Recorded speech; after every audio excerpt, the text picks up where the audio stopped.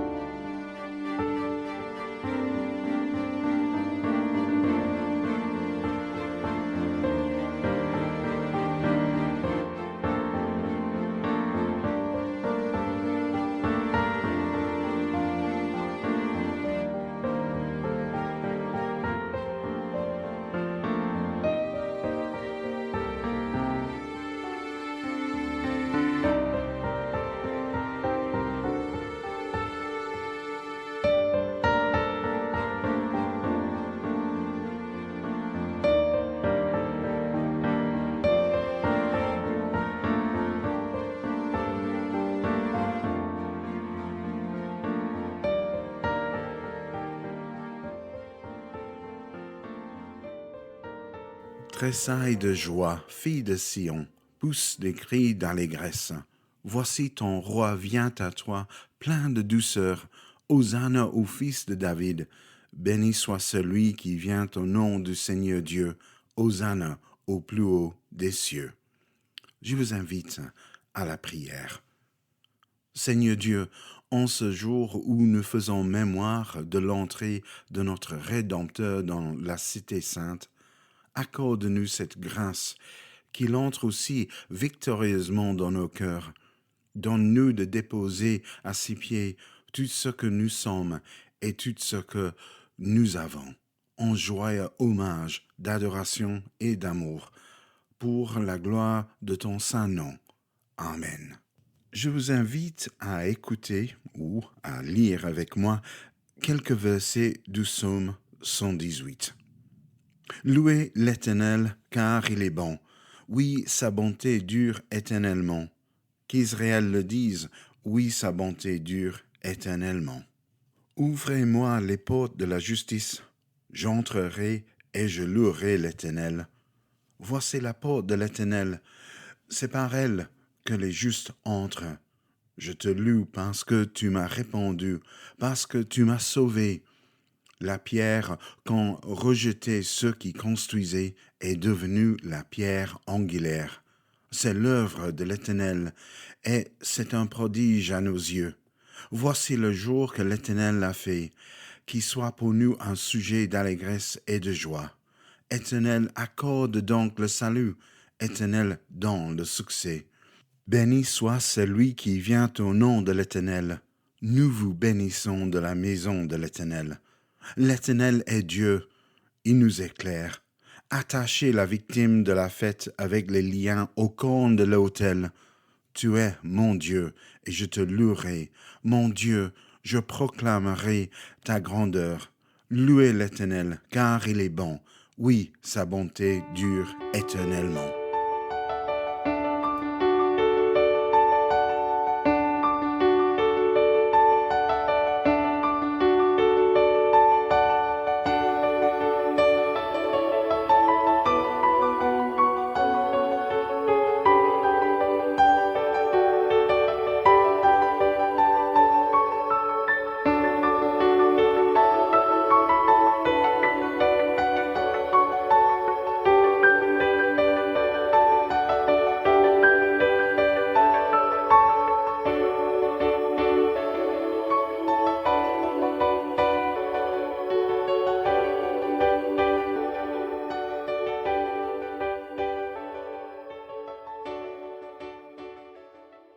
je vous invite encore à la prière. Écoute-nous, Seigneur, quand nous crions à toi. Nous te parlons trop rarement, seulement à voix basse. Les paroles nous restent dans la gorge parce que nous avons honte de parler simplement. Rends-nous courage. Accepte les pauvres signes par lesquels notre confiance surmonte nos craintes. Ouvre-nous ton cœur et entoure-nous de ton éternelle compréhension. Seigneur, aie pitié de nous. Amen. Dieu a fait éclater son amour en ceci. Lorsque nous étions encore des pécheurs, Christ est mort pour nous. Dieu nous a réconciliés avec lui par la mort que son Fils a souffert en son corps, dans sa chair, pour nous faire paraître en sa présence, saints et sans tache, irréprochables, si du moins nous demeurons dans la foi. Pardonnés et libérés, écoutons ce que Dieu veut pour nous. Réjouissez-vous en tout temps de tout ce que le Seigneur est pour vous. Oui, je le répète, soyez dans la joie. Faites-vous connaître par votre amiabilité envers tous les hommes. Le Seigneur est proche. Ne vous mettez en souci pour rien, mais en toute chose, exposez vos demandes à Dieu en lui adressant vos prières et vos supplications, tout en lui exprimant votre reconnaissance.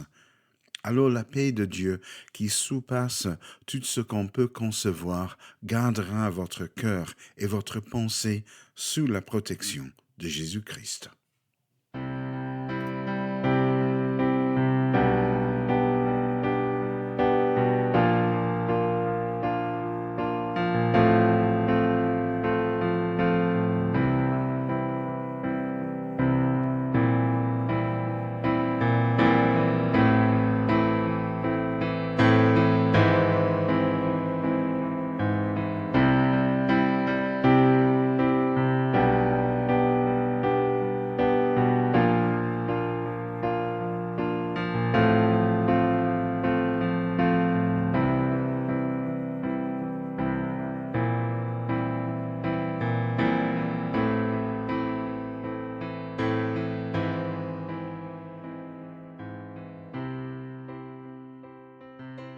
Avant d'entendre la parole aujourd'hui, je vous invite à la prière. Père, toi qui as parlé face à face avec Moïse, toi qui fis crier et pleurer les prophètes, toi qui as fait jaillir les psaumes de ton peuple et murmurer la sagesse des proverbes, Dieu vivant, qui a mis le Magnificat dans la bouche de Marie et la confession de Christ dans celle de Pierre, toi qui as prononcé ta parole comme une parole humaine dans la vie de ton Fils, par ton Saint-Esprit, rends ces paroles vivantes en cette heure, qu'elles deviennent pour nous ta parole. Amen. Je vous invite à lire avec moi dans l'Évangile de Luc, chapitre 19, le verset 28 à 40. Après avoir dit cela, Jésus marcha devant la foule pour monter à Jérusalem. Lorsqu'il approcha de Bethphagée et de Béthanie, vers la colline appelée Mont des Oliviers, Jésus envoya 2 de ses disciples en leur disant « Allez au village qui est en face. Quand vous y serez entrés, vous trouverez un ânon attaché sur lequel personne n'est encore jamais monté. Détachez-le et amenez-le. Et si quelqu'un vous demande pourquoi le détachez-vous, vous lui répondrez, le Seigneur en a besoin. Ceux qui étaient envoyés partirent et trouvèrent tout comme Jésus leur avait dit. Comme ils détachaient l'ânon, ses maîtres leur dirent, « Pourquoi détachez-vous l'ânon » Ils répondirent, « Le Seigneur en a besoin. » Et ils amenèrent l'ânon à Jésus. Après avoir jeté le manteau sur son dos, ils firent monter Jésus. À mesure qu'il avançait, les gens entendaient le vêtement sur le chemin. Déjà, il approchait de Jérusalem, vers la descente du mont des Oliviers. Alors toute la foule des disciples, remplis de joie, se mirent à adresser à haute voix des louanges à Dieu pour tous les miracles qu'ils avaient vus.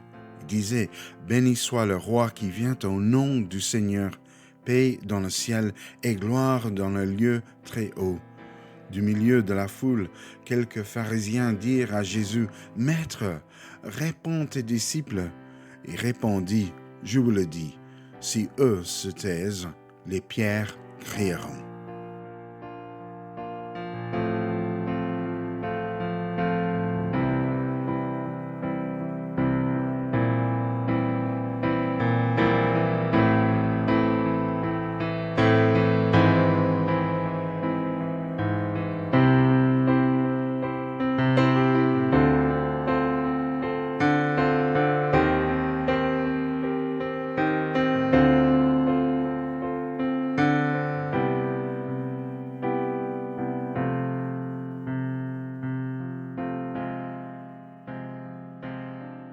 Je viens de vous lire en fait le texte pour ce dimanche-ci.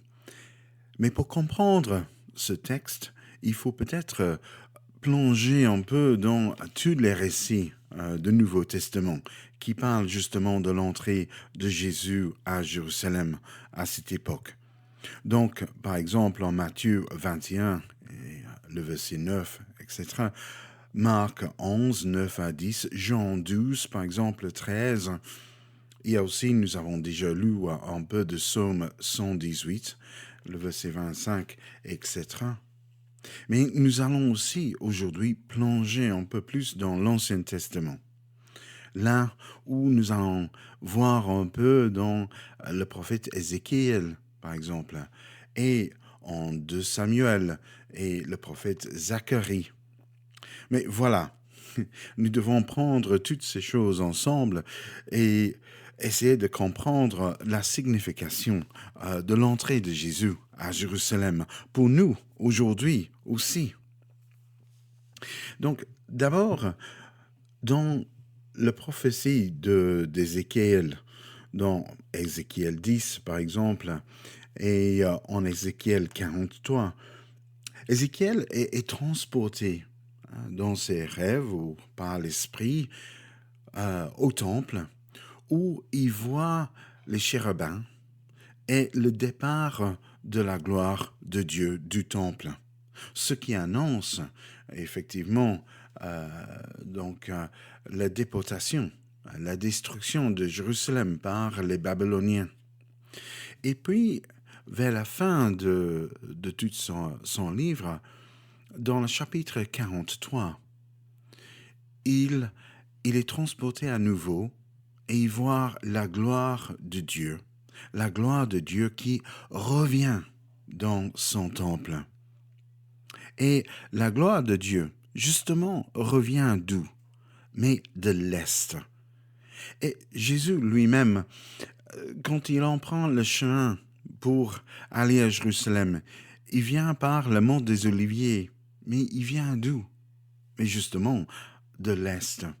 Et quand il arrive à Jérusalem, ce qu'il va faire, une des premières choses qu'il va faire, c'est de monter dans le temple et purifier le temple. C'était la difficulté, effectivement, en Ézéchiel. Quand Ézéchiel voit le temple a été souillé. Le temple avait besoin d'être purifié. Et la gloire du Seigneur quittait le temple. Et quand le temple a été purifié, la gloire de Dieu est revenue. Ici, Jésus vient à Jérusalem de l'Est et il va aller dans le temple, il va chasser tous les marchandeurs qui sont là et il le dit, il est écrit « Mon temple sera une maison de prière, mais vous en avez fait une caverne de voleurs. » Nous devons non plus perdre de vue le fait que le vrai temple, c'est en fait le corps du Seigneur Jésus. Dans l'évangile de Jean, dans le chapitre 2, quand Jésus était en train d'enseigner dans le temple, les Juifs prirent la parole et lui dirent « Quel signe nous montres-tu pour agir de cette manière? Et Jésus leur répondit, détruisez ce temple, et en 3 jours, je le relèverai. Les Juifs dirent, il a fallu 46 ans pour construire ce temple, et toi, en 3 jours, tu le relèveras. Cependant, lui parlait du temple de son corps. C'est pourquoi, lorsqu'il fut ressuscité, ses disciples se souvinrent qu'il avait dit cela, et ils crurent à l'écriture et à la parole que Jésus avait dite. Nous avons parlé de cette image de la gloire de Dieu qui arrive dans le temple ou à Jérusalem. Mais qu'est-ce qu'il y a de cette fait que Jésus arrive sur un anon? Un anon sur lequel personne s'est monté avant. En fait, ici, nous avons l'image du roi qui arrive. Et si nous plongeons un peu dans l'Ancien Testament, ici en 2 Samuel 7, les versets 11 à 14, nous pouvons lire que Dieu dit à David qu'il va bâtir une maison. Dieu va bâtir une maison pour David lorsqu'il est dans son repos, lorsqu'il est parti, quand il est mort. C'est Dieu qui élèvera une postérité après David, celui qui est de ses entrailles. Donc, dit le texte. Et c'est Dieu qui affermera son règne pour toujours. Oui, bien sûr, c'est Salomon qui va prendre le règne, qui va entrer à Jérusalem sur l'un de David pour être couronné. Mais ici, le texte nous dit que c'est Dieu lui-même qui affermira son règne pour toujours. Et puis, c'est en Zacharie 9, 9 à 10, que ça dit, c'est la fille de Sion qui doit pousser des cris de joie quand son roi arrive, juste et victorieux. Il est humble. Et sur un âne, le petit de l'ânesse, il vient annoncer la paix aux nations. Il dominera d'une mer à l'autre, jusqu'aux extrémités de la terre, dit le texte. En fait, ce n'est pas le fait qu'il est sur un anon, ce qui fait qu'il est humble, parce que c'est un animal qui est humble. En fait, c'est le roi lui-même qui est humble. L'anon, en effet, est l'image du roi qui arrive. En fait, Jésus arrive, et qu'est-ce qu'il fait? Mais il provoque. Il se manifeste publiquement. Avant, dans les évangiles, il a souvent dit, ne me dis rien, ne parle pas de moi. Juste simplement aller, par exemple, quand il a guéri quelqu'un, il les envoie. Donc, faire le nécessaire dans le temple, mais ne dit rien de la personne qui a fait ceci. Mais maintenant, Jésus se manifeste publiquement. Il dit, je suis le Messie, je suis le fils de David, je suis l'accomplissement, en fait, de Zacharie 9. Voici, il dit, peuple de Jérusalem, ton roi arrive. Mais il n'est pas un roi militaire, il n'est pas un roi qui va chasser les Romains, mais il est un roi qui va porter beaucoup plus que ça. Il va libérer son peuple de l'esclavage de péché, du mal et du diable. Et son trône, c'est la croix. Et troisièmement, peut-être vous posez la question à vous-même, pourquoi des rameaux, les palmiers? Mais ceci, c'est un peu plus obscur. Vous devez peut-être aller lire dans l'Apocryphe, dans les Maccabees, par exemple, en 1 Maccabees 13, nous pouvons lire à propos de la purification de Jérusalem par un certain Simon qui fait la paix avec certains hommes qui s'en vont par la suite. Et les Juifs reprennent Jérusalem à ce moment-là. Et quand ils entrent à Jérusalem, ils entrent avec des chants de joie et des palmiers. Et donc, en fait, pendant la période de révolte contre l'occupation des Romains entre 66 et 70 après Jésus-Christ, Il y a eu certaines monnaies qui ont été faites avec le symbole euh, du palmier, des rameaux sur la monnaie même. Donc, les palmiers des rameaux sont devenus un signe d'indépendance, un symbole du peuple libéré en rébellion contre les Romains, oui, justement, contre les oppresseurs. Et Jésus, comme roi, et donc l'expectation, c'est qu'il va chasser les Romains, qu'il va libérer son peuple. Mais comme j'ai dit déjà, Jésus n'est pas un roi militaire. C'est vrai, il est venu libérer son peuple des puissances maléfiques, du diable, du péché et de la mort. Quelque chose qui est beaucoup plus grande et quelque chose qui va toucher toutes les nations par la suite. Et dernièrement, je voulais juste mentionner, oui, une dernière chose. Donc pourquoi les gens crient-ils Hosanna? En fait, tout simplement, et sans aller dans tous les détails, toute l'étymologie de ce mot, Hosanna, en fait, dans l'Ancien Testament, est un mot qui porte la signification de sauvez-nous, aidez-nous. Il y a même un lien avec le nom de Jésus, de Josué, en fait, et de Jésus même. Il demande, ces gens, en fait, demandent tout simplement que Jésus vient les sauver. Voilà, c'est celui qui vient, qui est béni de Dieu. Et si maintenant nous mettons toutes ces choses ensemble, ce que nous avons, c'est que Jésus qui arrive de l'Est, dans l'image de la gloire de Dieu qui arrive dans son temple. Jésus arrive sur un ânon, donc l'image d'un roi qui arrive. Un roi, c'est qui? Le roi, c'est loin de Dieu. Jésus est le Messie et il est accueilli par les gens comme roi, justement. Ils n'ont pas raté la signification de ce qui se passe. Mais il n'est pas un roi qui vient chasser les Romains militaires. Il est un roi plutôt qui vient libérer son peuple, les nations, de toute injustice, de la mort et du diable.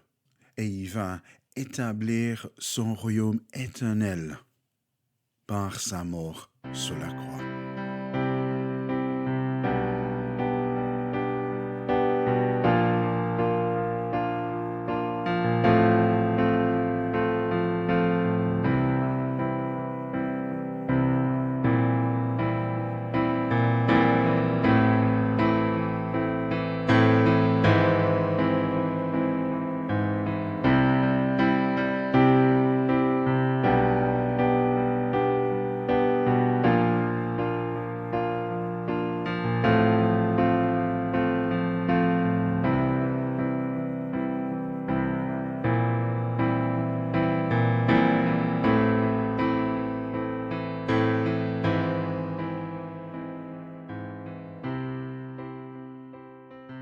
Je vous invite à un moment de prière.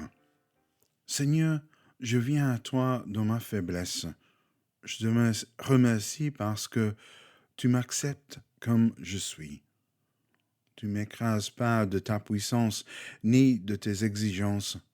Tu viens partager ma faiblesse et m'accompagner de ta compassion. Seigneur, fortifie-moi quand j'hésite. Rassure-moi quand je doute de moi. Console-moi, je compte sur toi. Auprès de ta croix, je me sens renaître. Je sais que tu m'aimes. Seigneur, je te prie pour ceux qui sont faibles et qui ont honte. Fortifie-les. Pour ceux qui n'osent pas aimer, donne-leur ton audace. Pour ceux qui ont du mal à croire en toi, montre-leur qu'en doutant de toi, ils perdent de vue ce qui fait la valeur et la beauté de la vie. Seigneur, redonne-moi, redonne à chacun le courage et la confiance. Et je vous invite à prier avec moi le Notre Père. Notre Père qui es aux cieux, que ton nom soit sanctifié, que ton règne vienne, que ta volonté soit faite sur la terre comme au ciel. Donne-nous aujourd'hui notre pain de ce jour. Pardonne-nous nos offenses, comme nous pardonnons aussi à ceux qui nous ont offensés. Et ne nous soumets pas à la tentation, mais délivre-nous du mal, car c'est à toi qui appartiennent le règne, la puissance et la gloire, pour les siècles des siècles. Amen. Nous arrivons maintenant à la fin de ce moment ensemble. Et je vous laisse avec ces mots. Vous avez été nourris du pain de Dieu. Vivez maintenant la semaine sainte en suivant Jésus jusqu'au bout. Marchez avec la force qui est en vous. Elle vous vient de Dieu. Et le Christ, votre Sauveur et Seigneur, sera votre force. Allez en paix. Recevons la bénédiction de la part de Dieu. Que le Seigneur vous bénisse et vous protège. Que le Seigneur vous regarde avec bonté et vous accueille favorablement. Que le Seigneur vous manifeste sa bienveillance et vous accorde la paix. Amen.